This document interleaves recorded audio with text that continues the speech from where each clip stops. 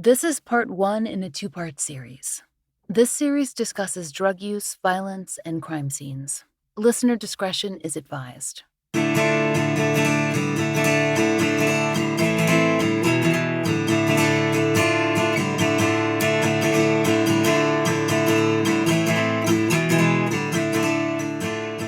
This is the fall line.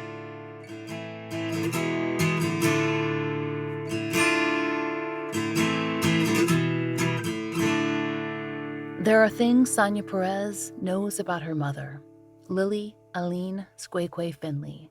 Most everyone called her Cherokee. Those who didn't called her daughter, sister, mama, auntie, or mima. Sonia knows her mother was a giving person, someone who would open her doors to anyone who needed help, wherever they lived. Whether it was on the Confederated Salish and Kootenai Flathead Reservation in Montana, or on the Puyallup Reservation in Washington, or anywhere in between. Sonia remembers moving back and forth between both reservations, with her mother, her stepfather, who she called Dad, her siblings, and she was used to Cherokee taking in others along the way who needed help. A warm jacket, a sandwich, a place to sleep. She'd offer it. That was one of the many great qualities that Sonia saw in her mother. Sonia also knows that her mother was married to her birth father when she was born. The relationship hadn't worked out, and Sonia had spent a few years with her paternal grandparents while Cherokee established herself. She knows that Cherokee had wanted to know more about her own native heritage, but that Cherokee's own mother, Sonia's grandmother, didn't want her children to carry that knowledge. It's only recently, through an older relative's documentation, that she's learned more about her mother's specific tribal associations. Those records led Sonia to the Natchitoches tribe of Louisiana, which is Cherokee's home state.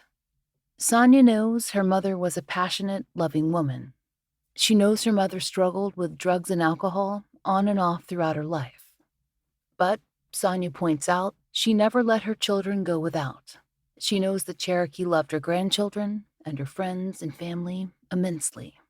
And then there are the things that Sonia doesn't know. The things she's had to try and unravel herself, bit by bit, in the years since Cherokee's untimely death. Because when her mother's body was discovered in an isolated wooded area of the Confederated Salish and Kootenai Flathead Reservation in late April of 1998, Sonia felt that she knew something else, that her mother, Squeque Finley, had been murdered. There were multiple agencies involved in the case. This was because Cherokee had been discovered on the reservation. Sonia tells us they included the Lake County Sheriff, the FBI, the Bureau of Indian Affairs, and the reservation's tribal police. The Montana Department of Justice was also consulted. The paperwork shared with us included some documentation from the Lake County Sheriff in cooperation with that department. The official autopsy report did not list homicide as the cause of death. Sonia knew that too. She'd watched it all unfold, and then she requested that same paperwork to read for herself. It took her a while to get it, but she did, and then she read the coroner's report and the notes from her own mother's autopsy exam. It was laid out quite simply in the Montana Department of Justice's forensic report. The report was requested by the Lake County coroner, and these were a few of the facts. Date last known alive, 4/10/98. Date found, 4/29/98. Cause of death, hypothermia. Manner of death, accident. As far as the Montana Department of Justice was concerned, the case was closed in a few weeks. But Sonia doesn't think her mother's death can be explained away so simply. She has questions about the crime scene, and evidence collected and not tested, and word of evidence that wasn't collected at all. She wants to know about her mother's injuries, the ones recorded on the official report and the ones shown in photos of the scene. She also wants to know what happened to her mother's car, because Sonia tells us it was never recovered. And according to Sonia, there were rumors that some people in town had even bragged about events that tied into her mother's death. Sonia told us that not long after her mother's death, she arrived in Montana. While she was there, she heard a nightly news headline about Cherokee that went something like this: another Native woman found in the woods.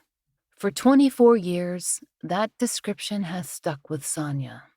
Cherokee Finley's death didn't create many waves with the local media, and her case is closed, so the investigation can't go any further, not unless one of the involved agencies decides to take another look, with cause to consider homicide.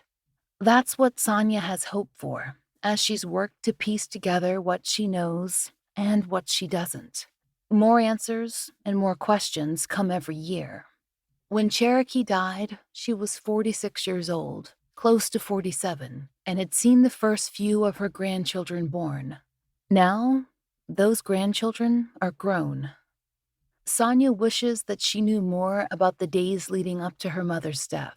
At the time, Sonia and Cherokee were living in separate states, and they'd also experienced a break in their communication.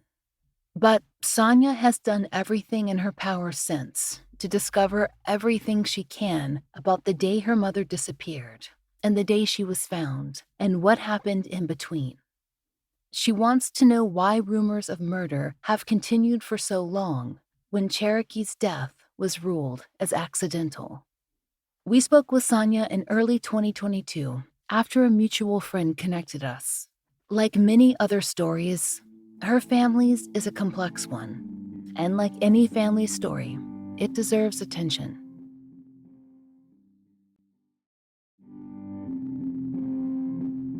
Sonia began the interview by telling us about her mother, Cherokee's life as a young woman. You'll hear Sonia mention her biological father in the next section, and Sonia asked us to clarify that her biological father questioned her older brother's paternity because of his looks, and not due to any other suspicion. My grandmother, her mother, had 5 children. My mother kind of went and did her own thing. She met my father. She married my biological father in California. Both me and my brothers were born in California. Do you know how they met? My mother was living in California at the time when she met my father. And I would say she was in her teen years, between 13 and 15. They married at a very young age. I actually have their wedding pictures that was sent to me after her mom passed away recently. So she married my father in California. They obviously had something about my brother having blonde hair and blue eyes, so he couldn't be a Mexican. And then she didn't know she was pregnant with me. She left my father. I guess they fought a lot about that, about my brother not being his, because my brother looked more like her father, who was of Caucasian descent. My grandmother was Native, but back then she never was proud to state that she was Native American, because back in her day they were savages. You were either a savage or not a savage. And so she chose not to be a savage. My mother left home. In California, she met my father. When I was born, my mother left me in the hospital after she gave birth to me. And I went home to my biological father's family until I reunited with my mother for the first time when I was very young. Do you remember how old she was when you would have been born? My mother was 18 or 19 or 20, because she was 18, 19 when she had my brother. In California, she met my father. I call him my dad because he's the only father I've ever known when I was growing up. Her and Dad got married in Washington, and we moved back and forth. She was very young. I want to say she was 19, 20 when she got with Dad. Once Cherokee married Sonia's stepfather, who we'll call her dad from this point on, and got established, Sonia and her older brother were living with them. Then Sonia's younger siblings came along, and there were soon 7 kids in total. Sonia's dad, who was enrolled in the Confederated Salish and Kootenai tribes of the Flathead Nation for most of his life, had family living on both the Confederated Salish and Kootenai Flathead Reservation in Montana and on the Puyallup Reservation in Washington. He moved his family between both locations. We lived on welfare. 7 kids, gave her enough food stamps and money for the month that she was able to cover everything at that time. We got commodities from the tribe, whether it was here in Puyallup or back in Montana. We would get the commodities from the tribal agencies. I know that she always kept a roof over our head, so she was always ahead of the game. So she had another place before we had to be out of a place. We never were on the streets. We never had to live with people. She always provided a house, and then she always invited everybody she knew into that house. If they needed a warm place to go or a good food to eat or just somewhere to chill out. I know she took in 3 teenage runaways here in Tacoma one time. I still keep in touch with those ladies. And they didn't want to live at their house, so my mother put them up, and they lived with us. She always cooked. Dad always hunted. I remember being in Montana, and Dad would go get the deer or the elk and hang it in the shed. Me and my mom would go skin it and cut it, and we would grind our own meat. But we didn't really have any fancy meals, but she always had a meal. She could make anything out of nothing. Very creative. Sometimes it was simple: hot dogs, macaroni and cheese, peanut butter sandwiches. When we went on road trips, she'd buy a loaf of bread and some lunch meat and cheese. And that's what we would have to eat in the car. But she always provided food, no matter what. We never went without nourishment. We never went without shelter. We never went without having a warm place to sleep and be at any given time. So I really praise my mom on that. She was a strong-willed woman. I got that. She cared and she was compassionate about people. I definitely got that. Didn't care who or what walk of life he came from. She always had open arms. And I have open arms, it's just all of the good things about her have been embedded in me. And I think that I love doing what I do because it reminds me of her compassion for others. That's what I gained from my mother. Sonia told us that her father was the one who began calling her mother Cherokee, not Lillie. Soon, that's what everyone knew her as who wasn't her child. My dad gave us all names. I was Bones. My older brother was Playboy because all he wanted to do was play video games and play outside and not do any man work. My sister Birdie is Roxanne. My sister Darlene is Cheyenne. My sister Beverly that passed away was Plan Woman because she cried a lot. And my sister Karen is Girl. My little brother Benny is Little Man. And those were all names that were given by my dad. You got called by your name, you come with caution. And sometimes it was so funny. My mom would get so mad, and she'd call you everybody but the name before she got to your name. Birdie, Darlene, Karen, Sonia. She go through all of it. And then we all got baptized on the same day. My godmother is a sister's assistant with the Catholic Church in Montana at the time. And we leave in the church, and my mom's out in the church parking lot. You heathens, get in the car. The godmother walks up to her and says, Cherokee, you can't call them heathens anymore. Every one of them's been baptized now. We kept it humorous, I guess. Not a lot of responsibility was taught. But we did, I mean, we lived the best life that we could. My mother later went to school at Flathead College in Montana for some nursing and stuff, and she took care of elderly people and things like that when she was sober and clean, because she would go long periods of time and keep it together. But it wasn't until we were all adults that my mother worked. But her work was having 7 kids. That was true. Having 7 kids, I don't even know how I would handle that. Even having 1 kid is a lot of work. And to be able to provide for them with very little resources, it sounds like she was really creative and resourceful.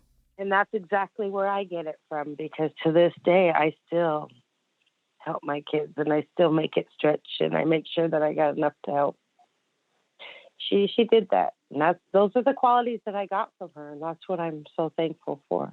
She was very much into the Native American craft. She did do some beading. She actually, to this day, in my car right now, I have, when she lived with me in Oregon and she was clean and sober for that brief moment, she made me a pair of moccasins to hang from my car. And on the bottoms of the moccasins, it says, "To my girl, love mom." Because that's what she called me. She didn't call me her daughter. She didn't call me Sonia. She always called my girl, my girl. You were her first girl. I was the first girl. The older I get, the more I look like her. I'm very outspoken like her.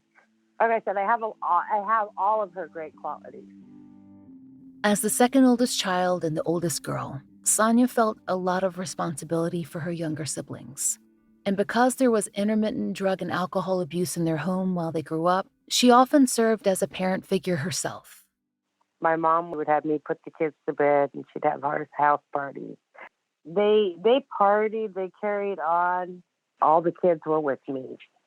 My siblings weren't really affected nor engaged in it. I seen a lot more than they did, and I think that's when I decided that I wanted to be different. Despite her love for her family, Sonia told us that by the time she was a preteen, she had begun to feel the need to get out, to leave the instability of her family's current situation. She treasured the best things about her life with her mother, her mom's caring, giving nature, their large family, how they helped the community. But the chaos that came with the frequent parties and related activities had just become too much for Sonia. On top of that, she tells us that she and her mother simply had very similar personalities, and they'd often clash.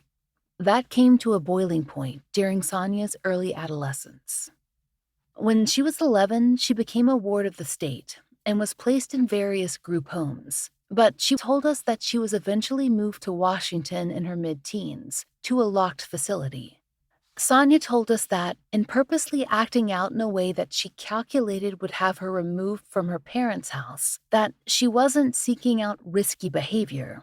She was seeking stability in what seemed like the safest situation for her, specifically at the time. But the trade-off meant entering the system. It was at that point that I was just finding any way to get out. And so if it was making me seem like I was a difficult child and one that couldn't be controlled or managed or corrigible with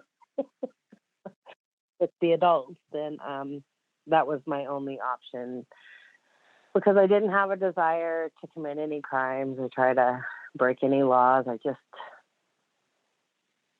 I think in my own way, I was just looking for a way out. I left my siblings behind. They only took me from the home. They did not take the other 6 from the home. And I made sure that that's how that happened. I did not want her children to be taken from her. I was just wanting a way out. I stayed in a facility that I aged out of.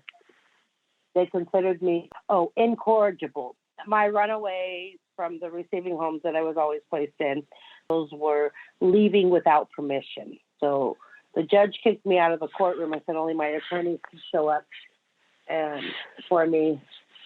because I asked him one day, well, with all due respect, Your Honor, am I supposed to go wake up the house parents and tell them, hey, can I have permission to leave? Then does that make it legal? But it changed me and it molded me, and so it wasn't by mistake, I don't think.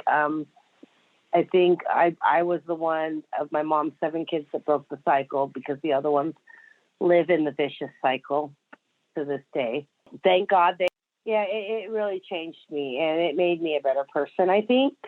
When you did leave, when you were 15, did you keep in close touch with your siblings? And my mom, and they would write me letters to the youth center. I would get letters, I'd write back, they'd send pictures, I'd send pictures. We stayed in contact, and I think it was my mother's prayers that saved me a lot of the time. You know, there was many times that she would write in her letters that she prayed I was okay, you know. She missed having me as part of the family, and I have many handwritten letters from her from when I was a very young age and living in that place, giving me the encouragement and the strength. By the time Sonia was 18, she'd been out of the family home for 7 years, and her communication and relationship with her mother had improved.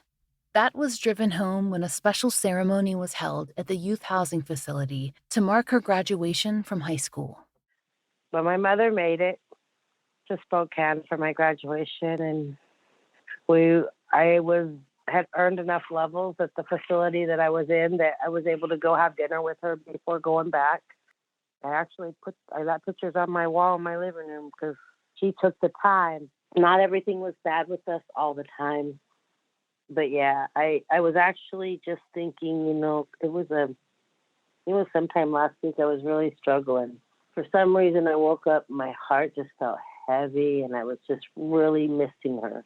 And I found myself staring. I have a shelf that's got like all of my lost loved ones, and I found myself staring at her. When I struggle with my kids, I remember some of the conversations we have, and it helps me.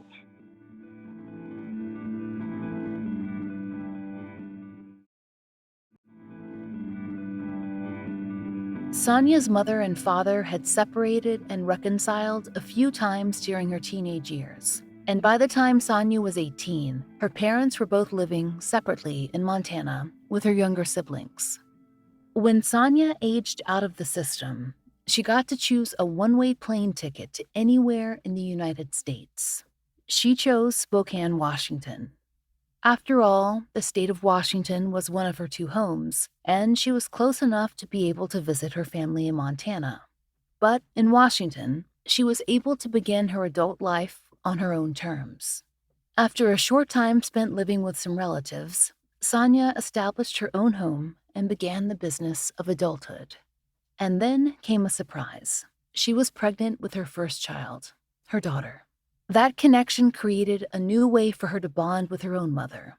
When Cherokee arrived for the baby's birth and Sonia went into labor, Cherokee took control, which, in Sonia's mind, was a very good thing since a lot of her relatives had showed up at the hospital.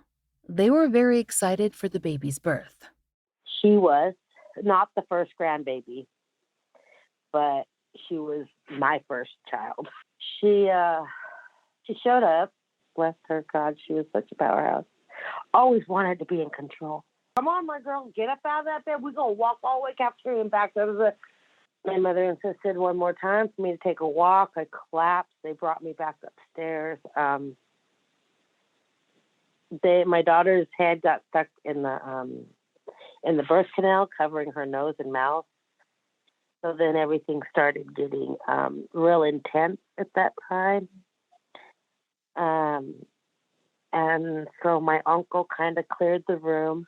I had to go in for an emergency cesarean because I did 12, 13, 17 hours of dry labor. They screwed the screw on top of her head and gave her oxygen through that. And they did a emergency cesarean, only allowing one person in the room. And when I came back out to the delivery room, of course, everybody's still there. Still wants to see the baby. My mother was there for a little while longer, and then she left. She came back bright and early the next day with 3 big black construction bags full of little girl clothes. She went out to yard sales and just bought all this clothing.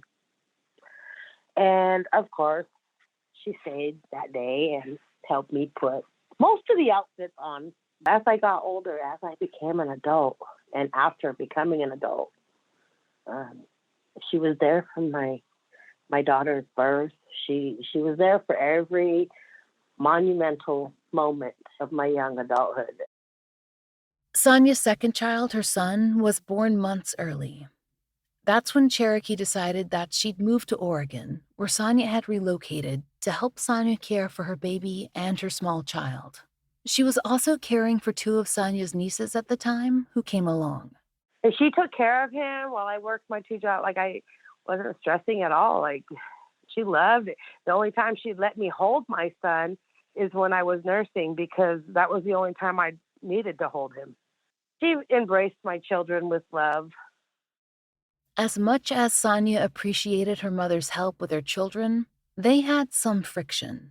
Sonia mostly chalks that up now, in hindsight, to their similar personalities. But her mother's short temper, with her, not the children, could become a sticking point. And eventually, they had what Sonia decided would be their last argument. Mom, this is my house. I'm 27 years old. I ran my home. We were just way too much alike. I wanted control of my house, but she wanted the control of my house. Do you remember what you were arguing about? Was it something small? I don't even. I think it was over what was going to be for dinner. I actually decided. She threw the glass plate and it became physical. I said, okay, that's it. I'm 27 years old. I can't be going through this in my own house and in front of my children. I wrote a check to Greyhound. I sent her and 2 of my nieces back to Montana.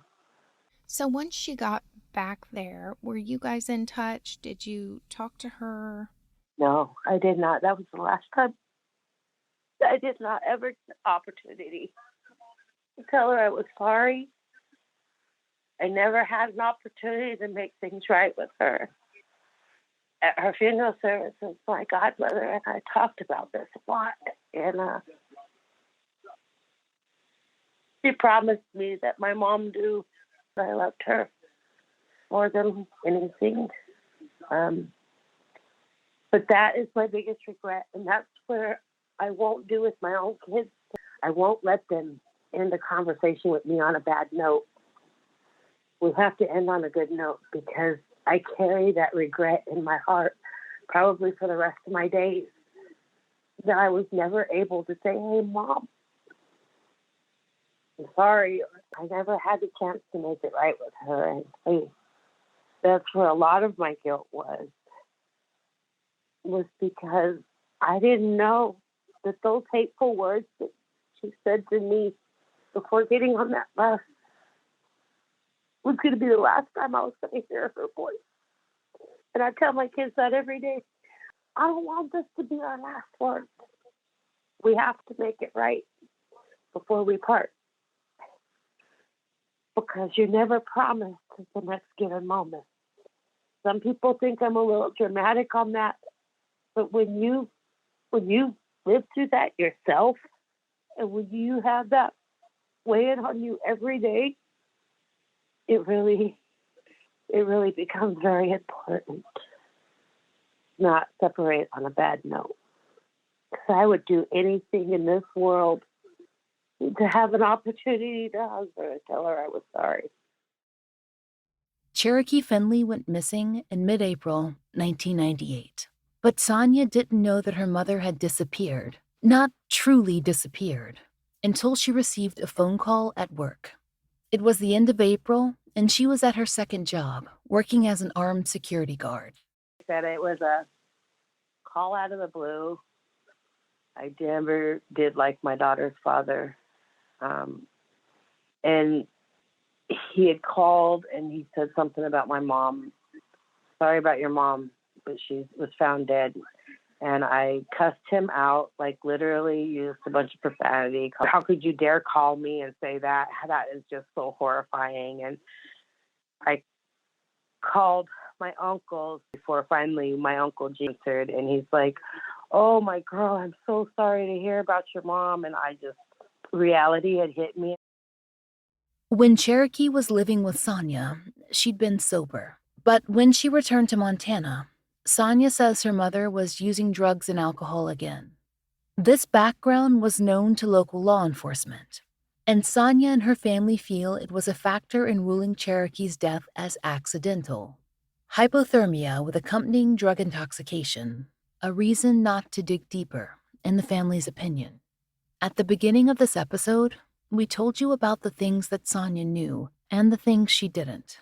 She doesn't have all the details of her mother's day-to-day life after Cherokee left Oregon, but between her siblings, aunts, uncles, and family friends, she's gathered plenty of information after the fact. And there are a few facts that she's sure of. 1, her mother was known to go on short trips without notifying anyone, which is why she wasn't immediately viewed as endangered missing by her relatives when she was gone for a night or two. 2, her mother always had a bag packed and ready to go for those trips, what she called her runaway bag. It was usually a large duffel bag or book bag. That bag had not been found with her body, though her purse was. 3, Cherokee had bought a car shortly before her death. Her family didn't even know about it. An elderly woman had come forward when the news of Cherokee's death ran in the paper and on the local news, and she'd reported the sale. And as far as Sonia knows, that car was never located. 4, and of most concern to Cherokee's loved ones, is perhaps best phrased as a question. If her death was accidental, why did so many rumors swirl of murder and of people in the Lake County area taking credit for her death? Next time on The Fall Line, we dig deeper into Squeque Finley's death and the questions that still remain for her family. If you have any information regarding the death of Lillie Squeque Finley that would aid in or prompt a reopening or second look at her closed case, you can contact missingmurderednativeamericans@gmail.com. That's missingmurderednativeamericans@gmail.com. Sonia is currently planning a headstone ceremony for her mother, Squeque Finley, and is raising money for that headstone. The headstone setting ceremony will be held on May 5th, 2023 in Montana. You can find a link to contribute in our show notes. If you know of a case that should be covered on The Fall Line, there's a link to the case submission form in the show notes as well. Thank you for listening. The Fall Line is a fully independent show, and we appreciate listener support. It allows us to do research, obtain FOIAs, pay our content advisors, and support and donate to the causes we care about. If you try out the products we advertise, please use our sponsor codes. It really helps. And if you'd like to support the show and the stories we cover, join us on Patreon. We're raising Patreon funds to continue to fund the Millbrook Twins billboard and to fund therapy for families who've been on the show. Each and every one of our patrons helps us continue this work, and we're so grateful for your help. On Patreon, you can get early release, ad-free versions of our regular episodes, plus blogs and videos for only $5 a month. We've also added video live streams, which patrons can enjoy starting at just $1. The Fall Line is written, hosted, and researched by Laura Norton, with additional research by Brian Waters, Kim Fritz, Kiana Burgess, and Michaela Morrow. Interviews by Brooke Hargrove. Produced, engineered, and scored by Maura Curry. Content advisement by Brandy C. Williams, Liv Fallon, and Vic Kennedy. And, as always, our special thanks to Angie Dodd. Currently, our monthly donation is going to private investigations for the missing. Please join us in supporting this nonprofit. They need funds to help families access the services of PIs.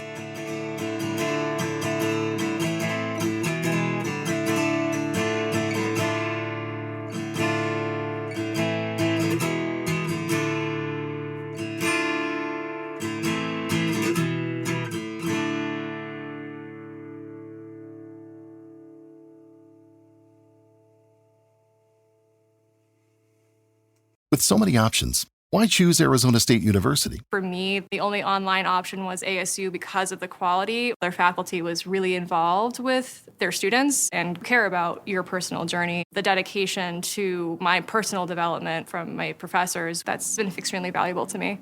Earn your degree from the nation's most innovative university. Online.